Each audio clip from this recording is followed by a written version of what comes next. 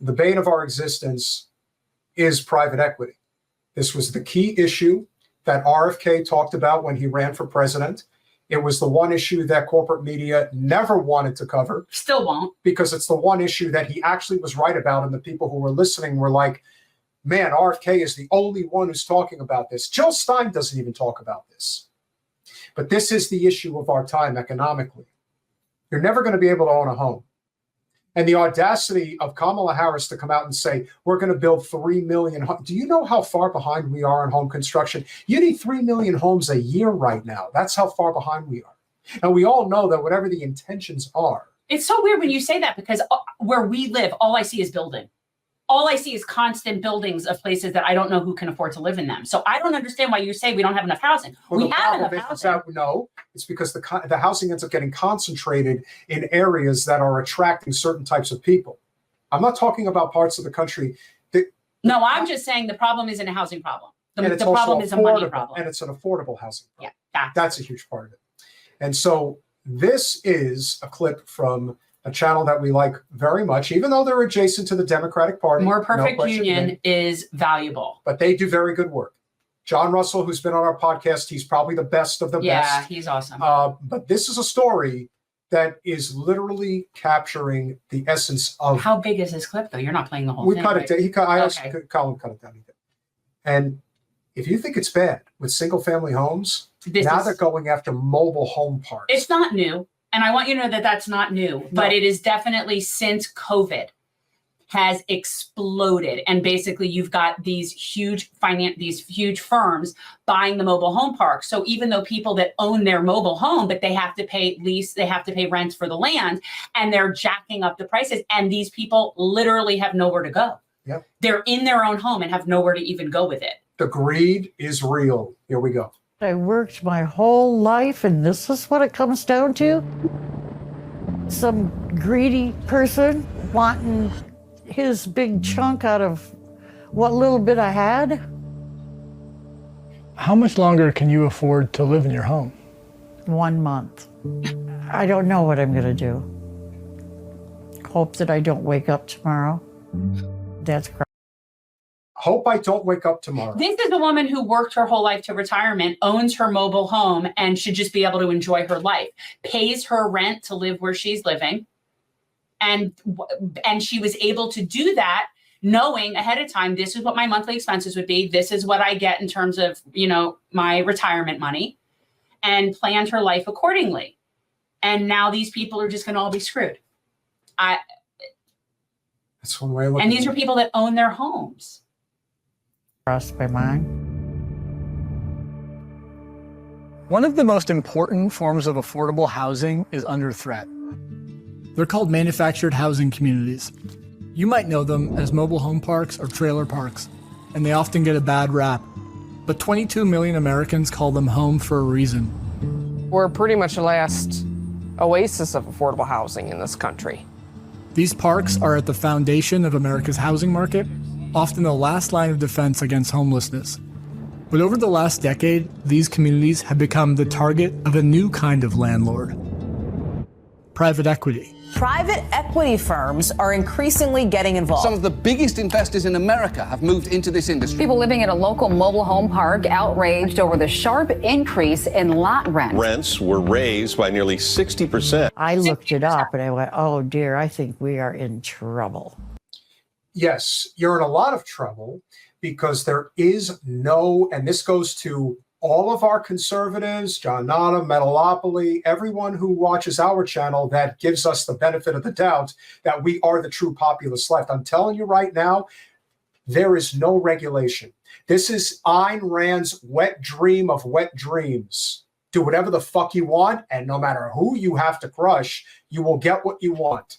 That's why Blackstone, State Street, Vanguard, yes, BlackRock and Blackstone are two different corporations, but it's Blackstone that gets involved in housing. That's what they do. BlackRock does commercial real estate, but the housing is a separate issue here. It's equally evil. Equally evil. This is the problem with this. I don't mind people making a profit. I really don't mind people making a profit, but increasing by 60% at that rate, This woman who is on a fixed income and is retired, there was no universe wherein she should have had to account for that level of price gouging in planning her retirement. And that's the problem. So now we're talking about people who properly planned for retirement, who did work their job for however long they did, and they played the game how you're supposed to play it. And they could not have possibly accounted for this level of greed. And that's the problem. There is no reason why this woman at her age should not be able to live the rest of her life in her home affordably, other than greed. Correct. It's disgusting. 3 years ago, a private equity firm bought Madeline's community and later sold to another firm. Since then, her monthly rent plus fees have jumped 50%.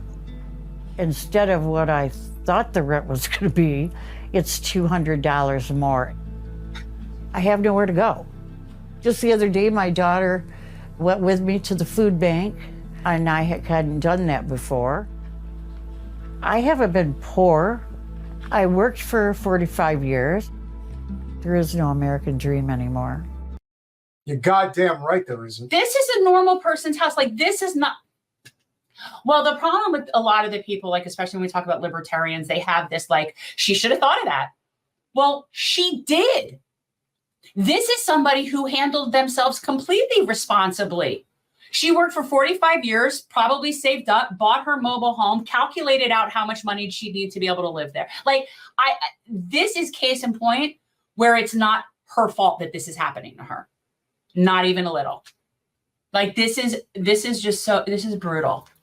This is the one thing that I think people really miss when it comes to the Trump for America First movement, is that there are a significant amount of working class people who are looking at this like, well, what the hell else am I supposed to do? The Democratic Party is a corporate neoliberal, now neocon party. They are both major political parties are in bed with private equity. Yeah. She needs to pick herself up with her bootstraps, even though she's about not to have her boots.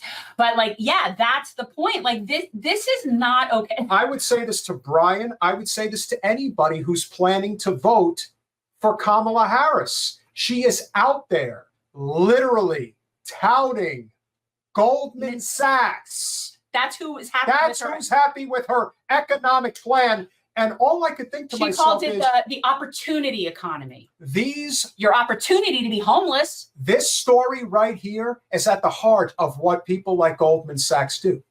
This is what it is. Thank you, Carla. Thank you so much.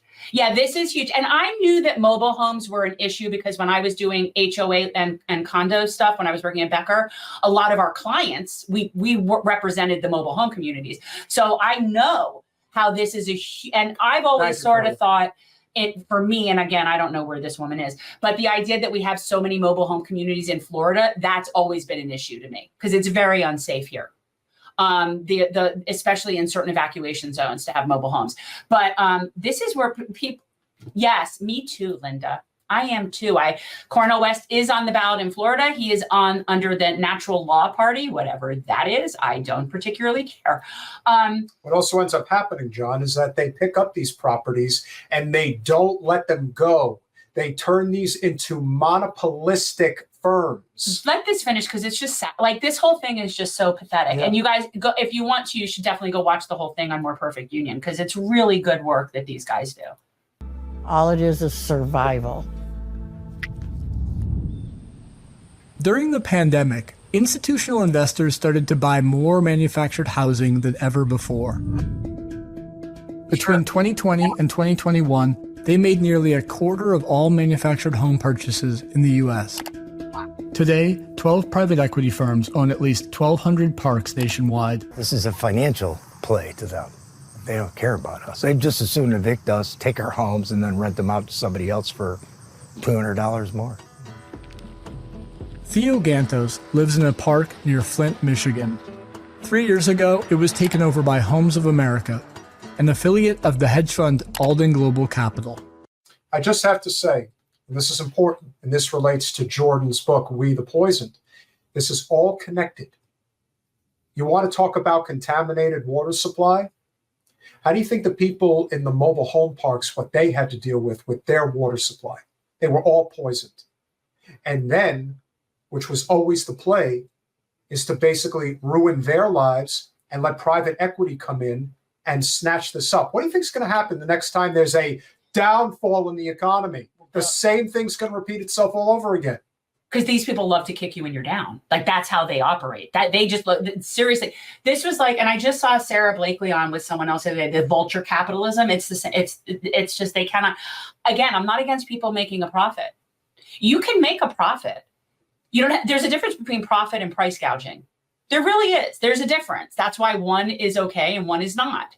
It's nuance matters. Metalopoly is right about this. The WEF has specifically said you'll own nothing and be happy. I've always said if you want to know who the real Emperor Palpatine is in the grand scheme of our economic and political arena, it is Klaus Schwab. He is that guy. He is Emperor Palpatine. You will own nothing and you will be happy. And as Jules says, this is beyond let them eat cake shit. It's just beyond predatory. And the fact is, again, I'm not against people having profits. I'm not against people having real estate investments. There is no regulation. That's zero. Nothing. There's no protection for people. So there has to be protections for people like this woman. Yeah. Period. This is not okay. And this is what the Democratic Party holds over your neck, because when you have some sliver of hope in the NLRB, but everything else goes to hell, they are behind this shit. It's like, why do we care that you protected the Teamsters pension in a must-pass American Rescue Plan bill, and then you break the railroad strike, proving once and for all that when it comes right down to it, you will stand on the side of shareholders before workers every fucking time. You will throw a little crumb every once in a while. But what good is an NLRB? Helping the NLRB would be so much more important if we were a very unionized country, but we're not. So that doesn't 10%. help. Right. So throwing scraps at things that only help very few people, or even Kamala's, I love when she's asked about what are you doing for Black men? This is one of her biggest answers is, well, we're going to be doing these small business loans for entrepreneurs. Guess what? Most people don't want to own their own business. Most people don't want to be entrepreneurs. I own my own business for a decade. Let me tell you, it ain't peaches and cream, baby. And for people who want to, that's great, but that's a small amount of people. There is nothing wrong. And it's so elitist of them, because the whole premise is there's something wrong with people that just want to work for a living. Like that, there's something wrong with that. We don't need to help those people. But if you want to be a business owner, we'll help you. So how many Black men are really helped by that kind of policy? How many? I don't think a lot. Now, I am not a spokesperson for Black men, clearly. But to me, that's just one of those little crumbs that you throw to a very small demographic of people that it does benefit. And somehow that's supposed to make you look like you're helping people financially. I just think that we have reached the point of no return. We have. And that people are checking out, but they're also looking at Trump as like, you know what? At least he will facilitate the revolution. That's my line. All right, finish this, because this is brutal. I remember I watched this and it was devastating. Alden Global is best known for buying newspapers across the country and stripping their assets. Yeah, we had a pool, before the... Just the fact that we have, I mean, if you really want to see just how far private equity has taken things, think about what has happened to real journalism and newspapers. They're gone. They're gone. Because they've all been bought out by the same people that basically are doing this. And who in the fuck do you think owns the New York Times and the Washington Post? Oligarchs. Well, they own all, and they now all own smaller papers. And the truth is, local papers, a lot of them have gone out of business just because of things that have nothing to do with being, there is no such thing as altruism in the system anymore. It's dead. Look at this. It's dead. So this is, okay. The Homes of America. We still pay the same amount as though we had a pool. And a great point about what he just said. What this gentleman just said is exactly what has happened in Flint, because this is Flint. And this is the exact same thing that happened with the water supply. Is this in Flint? This is Flint. Oh. Even though the water is poisoned, there's still, not only are you not getting a reduction or not even having to pay for the water, you are getting an increase. You have to pay more money for poisoned water. See, I don't even know, and let's say that these corporations came in and bought this park and upgraded everything and improved everything and did all of these things, and they charged more money. I'd still have a problem with it if it wasn't democratic, because they might not have been able to afford those improvements. Right. But at least you would be able to say they're getting something for their money. So, yeah. As though we had a community center, but we have no community center either. Since 2021, Homes of America has gone on a buying spree, spending nearly $300 million to acquire 138 parks across 17 states. They've raised rents and aggressively evicted residents. After years of neglect, only about 15% of the lots in Theo's Park are still occupied. So he And has. who is Homes of America? Homes of America is just a shell within a shell within a shell. Homes of America is Randy Smith. Randall Smith is the founder and chief investment officer of Alden Global. Nice. He lives in Palm Beach, Florida. As of 2017, he owns 17 mansions. This is why capitalism will fail. But see, here's the thing. And I don't want people to ever think that I begrudge wealthy people owning homes and living a life of luxury. I don't. All the power to you, man. I have no problem with people living that way if you're treating other people okay on your way to get there. That's the thing. I don't care if he has 17 mansions. I don't care if he has 17 yachts. I don't care. It doesn't matter to me. I don't have a problem with that. I don't begrudge him that. How did he get that money? That's the problem. See, therein is the problem. He made people suffer. He drove people to suicide or death. That's blood money. Like, I don't mind him having 17 mansions so long as that woman can live at peace in her mobile home. She's not asking for much. See, that's the thing. I love how people like the conservatives and people that are anti any sort of government support or help or social safety net have a problem with that. But this is okay. I don't have a problem with this man being wealthy. I really don't. I mean, all the power to you, man. All that woman wants is her little mobile home. She's not asking for more. People on the right seem to think that everybody wants something for nothing. She worked for 45 years, saved her money, bought her home, and just figured she'd be able to live based on her fixed income. See, those are the people that need to be protected. And the important thing, and we'll conclude on this note on this video, because I'm going to pull it back for a second.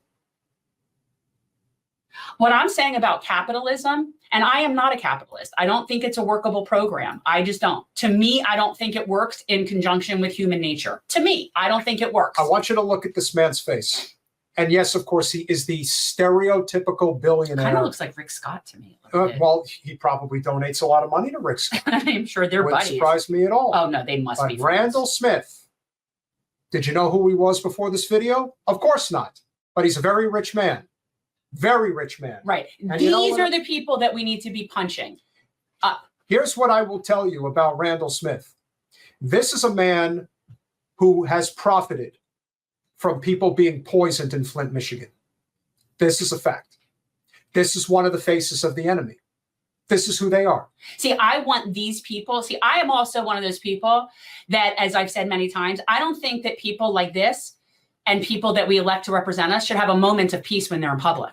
People like this need to be called out, tarred and feathered. Yeah. He's got and he's probably got every single negative stereotype like every other completely sociopathic, wealth-driven individual. Didn't get the girls, probably has one of these. Doesn't even matter. But they have this desire to want to inflict their pain through wealth. He's no different than like Gates or Bezos or Musk or any of those douches. They're all the same.